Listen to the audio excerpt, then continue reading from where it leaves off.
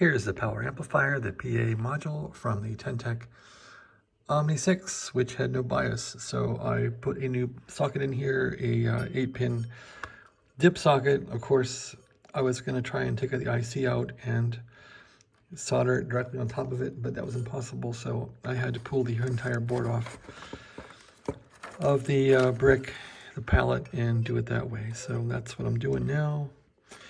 You got to kind of get the soldering iron in here and get some of these top joints soldered just in the corners of VCC and BDD. And of course, I got a resistor here, but you can't involve that thing. Here's the underside of it. So there's the IC where it goes, the LM358 for the bias.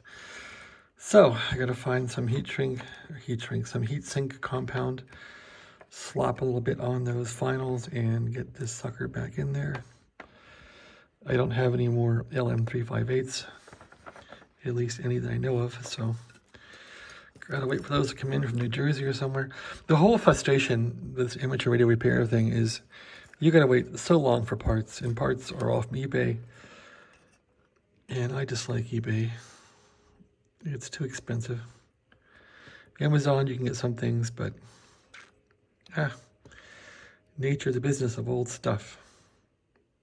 So when that LM358's in there, will these bias pots work again? I hope so. I hope that was a problem, but you never know. Okay, thanks for watching. Have a great day.